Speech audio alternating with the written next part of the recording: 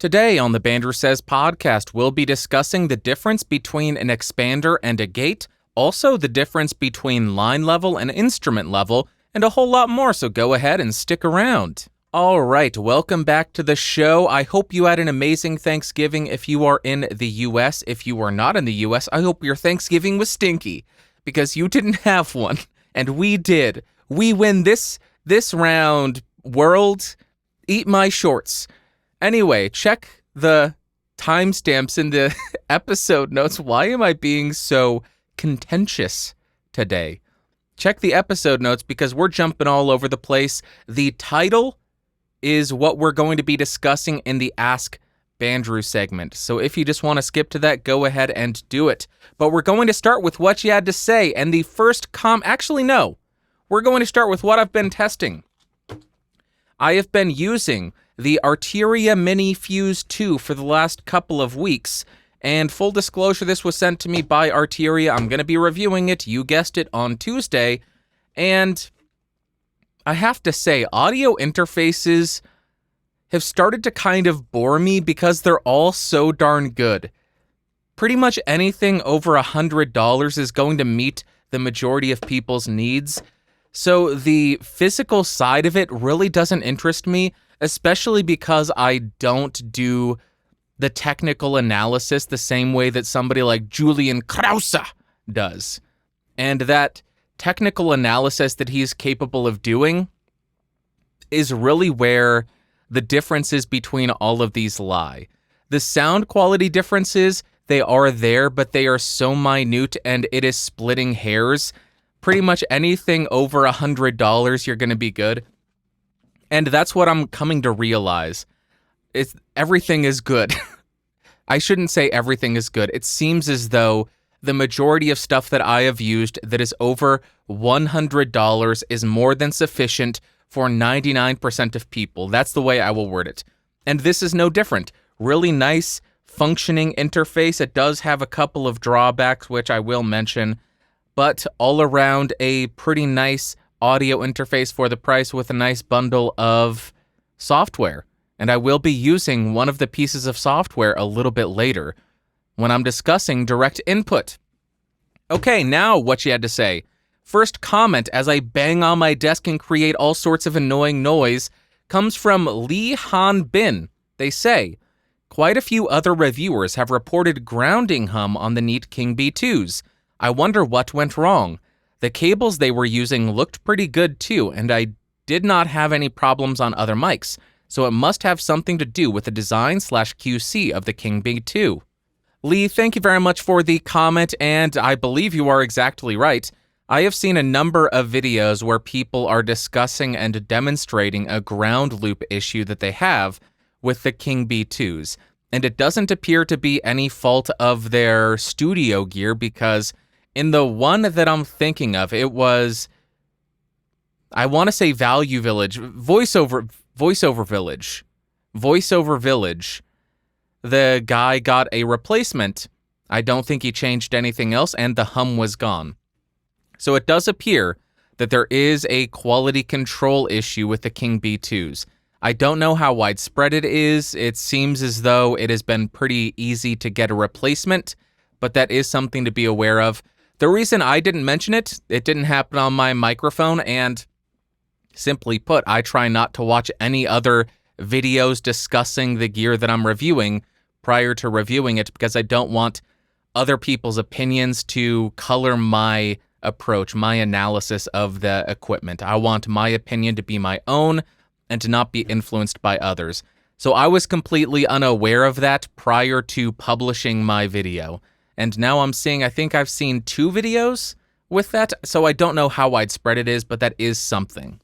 On the note of King B, we have a comment from Sir Nigel Coggs Gaming. He says, a lot of people don't know the history of Turtle Beach. Turtle Beach was originally the manufacturer of some of the most high-end sound cards on the market. While gamers would buy the Sound Blaster 16, music professionals with a decent amount of money would buy a Turtle Beach. Nigel, thank you very much for the comment, and I will admit, I had no idea this was a thing. I did not know that at any point in Turtle Beach's history did they have a reputation of being the creme de la creme, the cream of the crop, the A number one? I didn't know that. That's fascinating. I did look them up for about 15 seconds on Wikipedia until I noticed, oh my gosh, they're publicly traded on the NASDAQ. And their ticker symbol is HEAR. HEAR. The more you know. If anybody else can confirm that Turtle Beach was at one point the manufacturer of some of the most high-end sound cards on the market, please do so. Let's hope they come back to their former glory. That would be amazing, but I can't imagine they will, because the real money seems to be in consumer-based or consumer-focused electronics. Why is that such a difficult word to say? I'm just being a complete idiot. Thank you very much, Nigel. Next, we have a comment from Anaz. I doubt I pronounced that correctly. He says, any audio interface that have more than 2 outputs usually have 2 controlled for the monitors and the others are fixed, but usually you need to reroute or mirror your output to those outputs to be used that way. Another important thing to consider also to read about line level between your audio interface and the broadcast device that you want to send your audio to, if you find distortion or huge differences in level. Anaz, thank you very much for the comment. That is great information, and I do think I have reviewed a couple of interfaces that have additional outputs that you can route differently. You can set different sources to be output through those line levels. I think the Arturia MiniFuse comes to mind. I'm sure the Universal Audio stuff has line outs as well. So, yeah, there you go. I don't know off the top of my head, but we have another comment from Andre. He says, fixed audio output, Scarlett 4i4 outputs 3 and 4. 4i4 has 4 outputs, 1 and 2 are controlled by the large monitor knob on the front of the unit. Outputs 3 and 4 are fixed. You can have output 3 going to the transceiver and output 1 going to a pair of speakers. You can drop the monitor knob down to nothing while maintaining the fixed maximum output going to the transceiver. Outputs 3 and 4 can be adjusted in software, but by default it is set to maximum output and cannot be modified via the front panel. Andre or Andrej, thank you very much, and that confirms what Anaz was saying about a second set of outputs on an interface being able to be fixed. Scarlett 4i4. Hopefully that helps the gentleman last week who was looking into that. Now you know. Now I know, because I did not know that before. Because that's a feature that I had no use for, so it was right over my head. Next, we have a comment from Beach Bum Bo. This is Bo from last week's voice submission, and I am just going to skip forward to his answer to my question to him. He says, to answer your question, yes, I have suddenly gotten booked a ton the last 3 months from a national sporting goods store chain, and life is awesome. Thank you, buddy, again, Bo Reynolds. Bo, thank you very much for the follow-up, the comment. You are too kind, and it is awesome to hear that you were able to land that. I just wanted to share that with everybody. There was some really great feedback last week, and it was awesome to watch, and awesome to see that Bo got booked right after sending that in. Well done, Bo. Best of luck to you, and may you continue to be tremendously successful. And the last comment comes from the legendary member of the Podcastage Discord server, Ping Pong. He says, is someone wearing their Apple Watch again? Thanks for the question, Ping Pong, and thanks for putting me on blast, but you are correct. Absolutely, I am wearing the Apple Watch again. It is on my wrist. It is on my dominant wrist, which is really weird, but I still wear a proper analog mechanical watch on my non-dominant wrist, which is where the watches belong. Let me tell you a story if you don't know about my journey with smartwatches. I had transitioned to smartwatches for 3 or 4 years, and then at the beginning of 2020, I got paranoid, and I said, never again! Never again! It's tracking everything I'm doing, and I have phantom buzzes on my wrist. I hate it. So I took it off and I threw it in a drawer for a year and a half. And then I started going for walks every single day. And while I'm walking, I will listen to podcasts. And I don't know about you, but if you are walking and you have a massive brick of a phone in your pocket, it's uncomfortable. It is deeply uncomfortable. And on top of that, your phone is tracking you. And then I thought, wait a second, I have a smartwatch.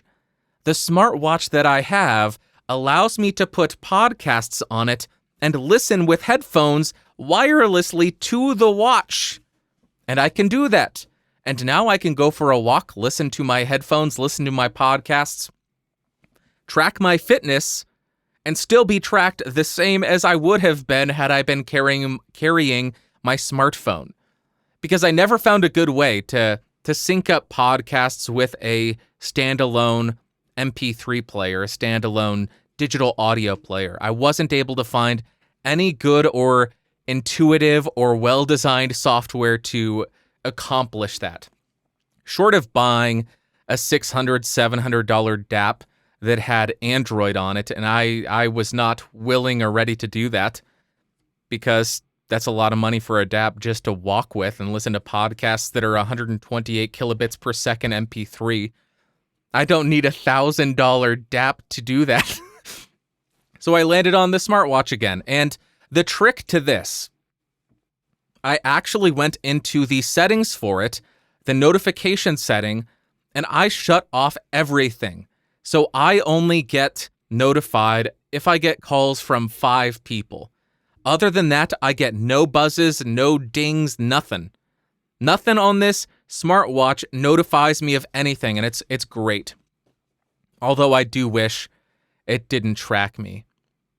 It's a give and take. It's not as though I'm adding additional tracking because I was already tracking myself. But I'm never going to stop wearing the mechanical watches because that's what I enjoy. And this is just a utility so I can listen to podcasts and give my data and health information to the big brother state. Anyway, let's go to the Ask Bandrew segment.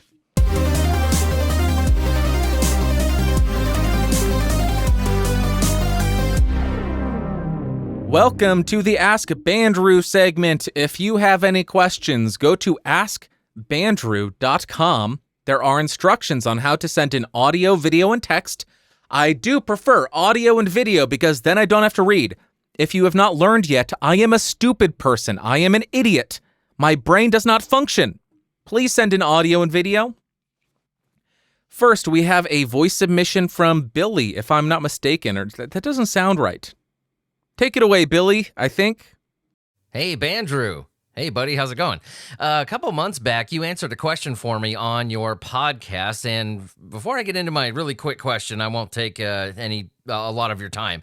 I just wanted to say thank you for taking the time to critique my audio and give me some pointers and kind of rearrange my thinking on some things because, I'm always trying to improve and sound, the best I can and stuff like that. So I really appreciate your input. I really appreciate your criticism. Certainly helped me out a lot. And, I just wanted to thank you for that. Now, my actual question that I wanted to get into today is, what is your opinion between using noise gates and expanders? I've gone the noise gate route. I've gone the expander route. I seem to like expanders a lot more because I don't hear that gate, open and close. Even, very subtly, when I use a noise gate very subtly. I am not in a treated room. I'm just using a, dynamic microphone in my bedroom. There's lots of curtains hanging up, and I'm a painter, so I have, all that stuff hanging everywhere, absorbing sound. But, I'm not in any kind of, super treated room or anything like that. I just, I don't know, maybe I'm using the noise gate improperly, but I'm not a fan. I tend to like the expander a little bit more. I just, for some reason, I can always hear, no matter how quiet it is, I can always hear that noise gate open and close. So I just wanted to see what your opinion was. Do you prefer noise gates over expanders? Which one is better in your opinion? And, just kind of giving you a gist of the kind of room I'm in, what I'm using, just, simple dynamic, Rode Pod mic in a not treated, but, okay acoustically room. So yeah, if, maybe you could give me some pointers on how to best use a noise gate, if that's what you prefer. Anyway, I'll catch you later, man. Thank you very much. Keep doing what you're doing. Love your channel. Thank you very much for that. That is a great question. What are my thoughts on noise gates versus expanders, and which one is better? First, I don't think that one of them is inherently better. I think they serve very different purposes. If you have a consistent noise floor, I think that expanders are going to be better because the expander will decrease the level of that consistent noise floor, and you're not going to have that obnoxious opening and closing where it's apparent that you are trying to eliminate that noise floor. Noise gates, on the other hand, I would use if I want to reduce occasional background noise. If somebody is screaming in the next room, I would try to set my noise gate so it doesn't open at the level of those screams and only opens when I'm speaking directly into the microphone. So it would eliminate the background noise of people screaming because let's not worry about why they're screaming, but it wouldn't eliminate my voice. So that's the mentality behind how I would use each of these plugins, each of these pieces of equipment. An expander I would use to decrease a consistent noise floor, and a noise gate I would use that to eliminate occasional noises. Now, a way that you could use a noise gate to avoid that really obvious and noticeable opening and closing is if the gate that you're using has a dial or the ability to alter how much you're attenuating the signal when the gate closes, use that dial. What I mean is, instead of having the gate attenuate the signal by negative infinity, also meaning when the gate closes, the signal just shuts off and it's dead silent, instead of doing that, set it so it's only attenuating by maybe -8, -10 decibels. That way, when the gate closes, it doesn't go completely silent. That's when it becomes obvious that you're using a gate, because nothing is ever dead silent. It's unnatural, it's uncomfortable, and I am sure Alan from Soundspeeds will correct me, but that is exactly why, after they finish filming a scene, they will continue to record for 30 seconds a minute, so they have the general room tone, and then if they're editing, they can underlay that room tone and it sounds natural. Because if you are recording and it sounds like you're in a sterile, dead room, it's a bit unnatural. Even in my room, you can hear a bit of the room reflections. Sounds natural. If it was in a complete anechoic chamber, it would sound very bizarre. So that's how I would approach using expanders or gates. I don't think one is better than the other. I do technically use what is called a gate, but I have it set to the expander mode and it functions exactly how I said, where it will attenuate by a ratio as opposed to -10 dB or -12 dB. So it doesn't completely shut off the signal. And if you are recording and you have this underlying preamp hiss or a computer hiss, I would highly recommend against throwing on a gate and just running direct into your computer, and then once you're recorded, use a spectral denoise.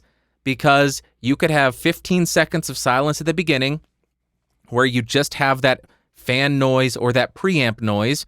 You train the spectral denoise of that noise profile, and then you remove that. And then you can throw on a gate, you can throw on an expander, and you're not going to have this dead silence and then shh, this hiss when the gate opens back up. So if you are going to use a gate to remove background noise, first thing I would say, use a spectral denoise if you have preamp hiss or fan noise to ensure that you don't have that underlying noise floor that pops up when the gate opens. I think I just rambled way too long about it, but there you go. Next, we have an email from Dennis, and he says, guitar recording stuff. Hey there, Bandrew. My name is Dennis, and I have a question about recording guitar or instruments in general, but I don't know if you'll take it in your BSP. Well, guess what, Dennis? Here we are. This is the BSP, and this is the Ask Bandrew segment. You made it, my dude. You have made it. Anyway, if so, then I can record my submission as an audio question for some examples. Whoops. I need to stop commenting. The questions.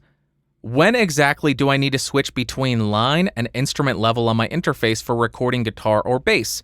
I have the perception that my recording gets way more noisier if I record on instrument level instead of choosing line level and using much more gain. What exactly does line or instrument level, and is there any other information of using instrument level, or am I just doing something wrong?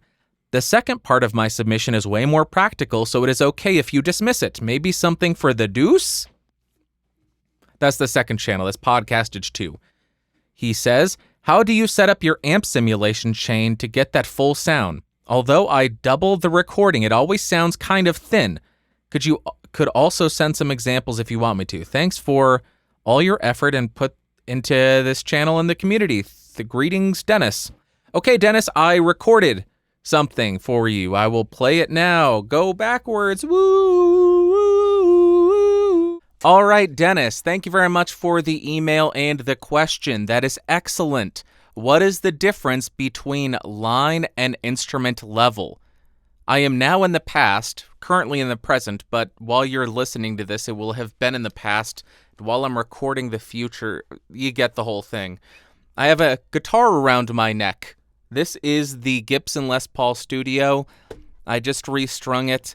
I have been using the Arturia MiniFuse for a couple of weeks at this point, and I am recording the second channel here, which I have my guitar plugged directly into using a 1/4" to 1/4" cable. Currently, I am on the instrument input, which is what you ought to be using when you are connecting an instrument directly to your interface, because your instrument is outputting instrument level, and when you have your interface set to instrument input, it is expecting and anticipating and set up to accept instrument level. So let me go ahead and just play this. It will be raw at first.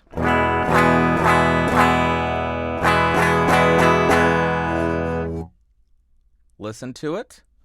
Pretty quiet. Now, there is nothing special about that, just a raw direct input. Let me switch this channel to line input, and you can automatically hear the volume decreases significantly, so let me increase the gain.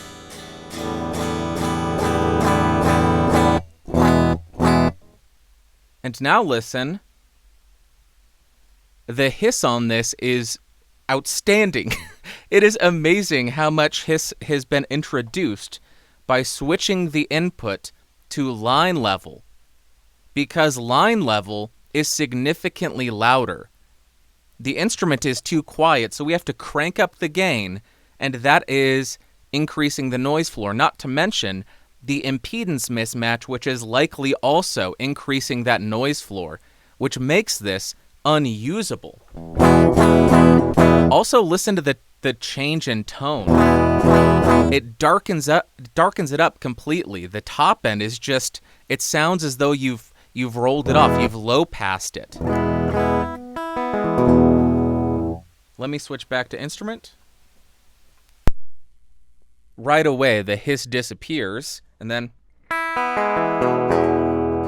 you hear all that top end come back and the low end so much more controlled. So, to answer the question, you ought to, I just said so, it's my filler word. You ought to be using instrument input when you are connecting an instrument to your audio interface, because setting it to line, I don't know how you are getting less noise when you are connecting via line level. That doesn't make any sense to me, because in my experience, connecting an instrument in line level leads to significantly worse noise and significantly worse frequency response, because it destroys it. That's how it's supposed to sound. And when you go to line, one more time, you put a comforter over the recording. It sounds terrible. Then you ask about the signal path that I use for amp simulators to get a full sound, and I don't do anything fancy whatsoever. I legitimately just put the amp simulator on that channel, and that is it. Most of the time, I use positive grid bias amp, but because I've been testing out the MiniFuse, I've been trying the free amp sim that comes with it. It is Guitar Rig 6. And I am on the Metalcore Take 2 preset, and I have decreased the rhythm gain quite a bit. And this is, all I did was turn it on. I turned it on, and this is the sound we're getting.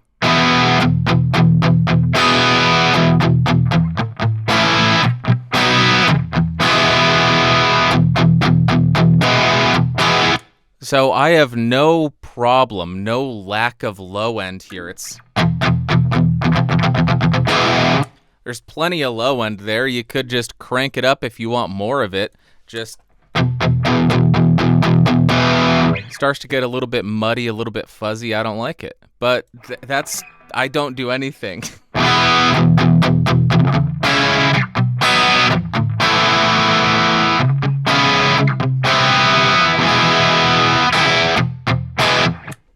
That's it. So hopefully I don't damage my guitar by smashing it on my desk. But to conclude and summarize, because I did not prepare for this at all, I just started recording. You ought to be recording an instrument running into your audio interface as instrument level. You need to be running over 1/4-inch cable into your interface to be getting instrument level. You should not be running line level. Then as far as amp simulators, I just run directly into the amp sim. I don't do anything to it. And most of the time, I just use presets and then just tweak them a little bit to get a little bit closer to the sound that I want. Hopefully that was helpful, Dennis. Hopefully that was interesting to everybody else. I tried to make sure it wasn't a visual exercise because I know a lot of y'all listen on audio only. So there you go. If only the guitar was in tune. Okay, next voice submission. Hey, Bandrew, longtime viewer. I've got a question for you.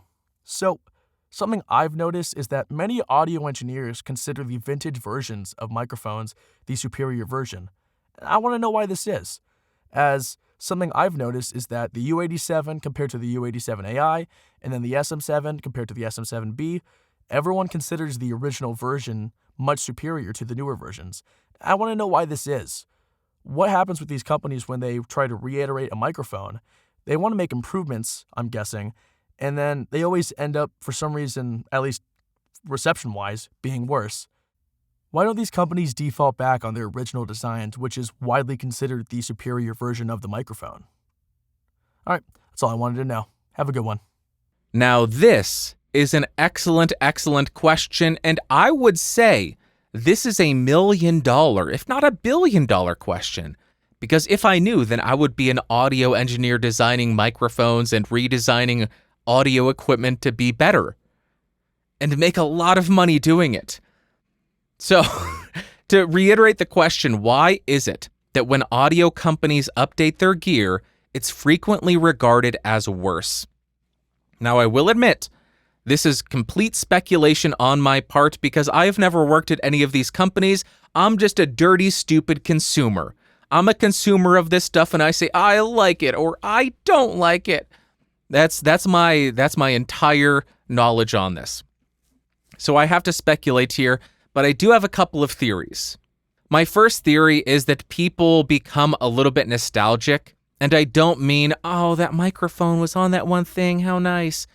I mean that people might prefer sounds that they're familiar with, and a lot of this older gear was very prominent, and we heard it a lot on recordings, on a lot of classic recordings, which could make people say, I like that sound, without realizing they were almost conditioned to like that sound because they heard it a lot. But I think this theory creates a chicken and egg situation. I don't know if people now like those vintage microphones because they heard them a lot, or if people heard them a lot because the people recording genuinely liked them. I'm guessing it's the latter there. I don't think that audio engineers and the folks who run recording studios would say, I think people will one day really want to hear the U87 over the U87 AI. So let's go ahead and use that. I think they legitimately just use the mics that sound good. So I think I kind of answered my chicken and egg situation. Secondly, the second theory is they're altering the product because the old methodology was too difficult or the parts are no longer available. Two things come to mind here. The brass CK12 capsule, which was used in the AKG-C12, and I believe the original 414, but it was so difficult to manufacture, and if I'm not mistaken, a large amount of the capsules that they created, that they built, did not pass the standards that they had, and they ended up having to throw them away, that they had to alter the way they manufacture the capsule, and then you don't end up with those CK12 brass capsules anymore.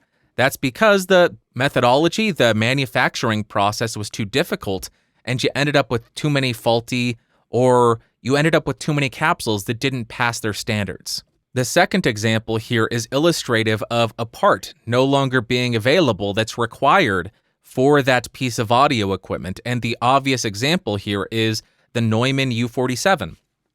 Telefunken made the tube for the U47. It was a big old metal tube. It was a military grade tube, if I'm not mistaken. And they stopped making it, so Neumann said, well, heckin' shootin' butts. I guess I cannot use this. I can't make this mic anymore because it's reliant on that tube. And then they ended up getting a different tube that was glass and creating the U67. So it's not an exact one-for-one situation that you're asking about. It's not a modified U47 V2, but they lost access to the part because it was stopped. Manufacture on that part stopped, so they had to create a new version. And the third option that I have, the third theory, is they are making a trade-off in terms of sound that they think is worth it. And the U87 comes to mind here. They increased the output level for the U87 AI, and they improved the signal-to-noise ratio. And they probably thought this meets people's expectations. This answers concerns that studio engineers had, and it sounds close enough. And you would expect that to be true because it uses the exact same capsule from the 87 to the 87 AI. But you know, audio nerds, they refuse to accept it. The vintage one always sounds better. Oh, it doesn't sound as good. The new one stinks compared to it. And maybe it does. I don't have access to a brand new 1984 U87i or U87 to compare to a modern U87 AI. So I am unable to tell you how close they are. I have listened to a few samples, a few comparisons, and I do hear a bit more mid-forwardness to the original, a bit, and it was also a bit smoother. But I think we really are splitting hairs, and I think it's probably just comes down to the audio company actually believing they are improving the product. They are making it better. And in some instances, you will make a slight trade-off. You may give up a little bit of that smoothness. You may give up a little bit of that buttery midsection to get a hotter output so you don't end up with as much preamp noise in your recording. And that's probably going to be a good thing, especially as you move into more digital recording where you end up with 20, 30 tracks stacked on top of each other. Get a cleaner recording, and that's a good thing. So those are my three theories. I don't know. What do you think? What do y'all think of why companies adjust or manipulate or change or update their audio equipment? And why does it always suck? Why does it always get worse? These companies are so stupid. They take products and they ruin them. They're so much worse. Anyway, that's it for that question. We have one final question from Brandon. Take it away, Brandon. Let's go, Brandon. Hi, Bandrew. I was just curious to hear your thoughts on what you think the next step for podcasting would be in terms of like the entertainment/content creation side. More so of just there are a lot of standard podcasts out there, but there's a lot of different type of shows that can be done and are being done. And I don't know, I just like I'm interested in listening to a lot of things and watching a lot of shows. And I just wanted to hear your perspective on what you think the next big step would be. All right, Brandon, thank you very much for that. You ask some very interesting questions that I may be the wrong person to ask because I am not a massive podcaster. That is not my primary medium, even though my channel is called Podcastage. A little bit confusing. Also, I know somebody's going to be super butthurt that I said, let's go, Brandon. It's not even a funny joke anymore. It was funny for a week, and now it's just tired. It's tired. If you don't like Biden, just say Biden sucks a big bag of dongs. But me, I love inflation. I love inflation. It's my favorite thing. And somehow I ended up being political. I love inflation. It's my favorite. Modern monetary theory. Inflation's not a real thing. Just print as much money as you want. Nothing bad could ever happen. Answering your question. Sorry. I don't know how I ended up there. What's the next step for podcast content creation? I'm going to give you two answers. One, I have an answer to. And second, I don't have an answer to. So I'm only going to give you one answer. On the technical side, I think podcasting is going towards podcasting 2.0. Just go to podcastindex.org. There's an entire podcast about it. It allows you to embed timestamps. It allows you to have multiple images throughout the entirety of a podcast. You do need a special Podcast 2.0 compatible player, newpodcastapps.com, I believe. It also has a crypto integration, so you're able to boost or pay the podcaster directly from one of these apps.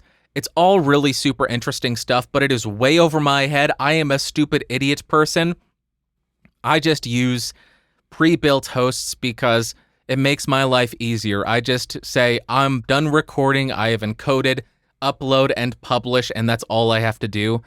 Once a publisher does have Podcast 2.0 compatibility, I will start looking into it.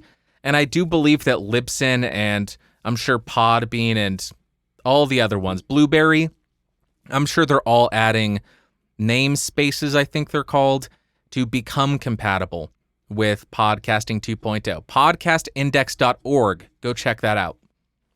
And then you ask on the content side, or I'm answering your question from the content side. What is next for podcast content creation on the content side?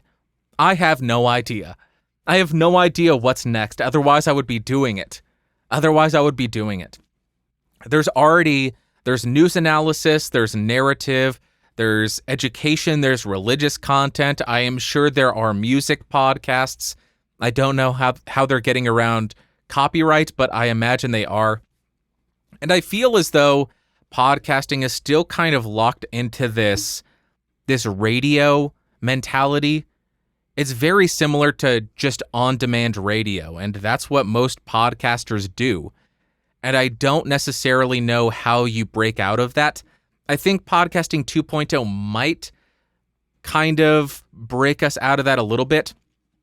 But I think the main thing that will push podcasting forward is interaction, because interacting with podcasts is still a huge pain in the butt. You have to go to a different website. That's why I always say, go to YouTube and leave a comment, because the engagement on YouTube is much easier than saying, okay, go open up your email. Here's the email address. You got to do this. People just don't email as much. It's a pain for them. So I think engagement and interaction, making it more of an interactive experience, will be where content goes in the future. That's why it seems as though we have started to see a big increase in live streaming podcasts and then just publishing it afterwards. Although all of those they're video podcasts. They're video podcasts, and they seem to be done on Twitch or YouTube because they get paid? I'm not sure. But after I said that, now I'm thinking the passive nature of podcasts is also one of the big benefits of it. Just knowing that when you wake up, your podcast is going to be there. Okay, I'm going to drive to work. I can't look at my phone. I'm going to hit play. I'm going to listen for an hour straight. So the passive nature of podcasts is a benefit. So I don't necessarily know if the audience would even want to have a massively interactive or engaging podcast. I'm not sure. I'm going to pass that question off to anybody listening. Where do you think the next step for podcasting is going in terms of the technical side and on the content side? Or maybe Brandon was just asking about podcasting technology. I would venture a guess that it's going to be something made for live streaming video. It would be a video switcher, have multiple camera angles with multiple microphone inputs and all the inbuilt analog processing. That would be my guess. That would be what I would build if I was trying to do this. Although there's not that many of them, are there? It's the big ones. It's the Steven Crowders, the Destinys, the Tim Pools, the Timcasts. All of the political folks do the live streaming thing. I don't know. I'm passing it off to all of you. Okay, that is it for this week. I am sure somebody hates me now because I mentioned inflation, and that's political because if you don't love inflation, you're against me. You're the evil enemy. Embrace inflation. Shut up. Okay, that is it for this week. I love you so much. I hope you're not too upset that I mentioned anything political. Let me remind you, it's Thanksgiving week, and there needs to be some politics. I need to burn some bridges. It's kind of a requirement for Thanksgiving, is it not? I hope you had an amazing Thanksgiving, and you had a bunch of turkey, you had a bunch of pumpkin pie. If you did, I am envious. I did not have pumpkin pie. I had a frozen turkey.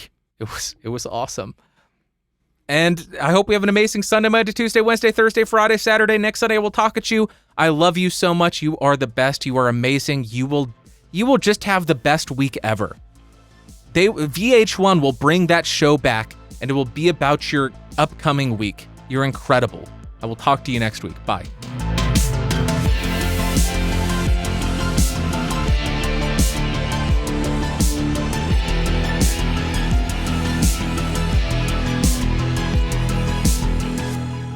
This has been a Geeks Rising production. Your executive producer is Bandrew Scott. For more information, head over to www.geeksrising.com.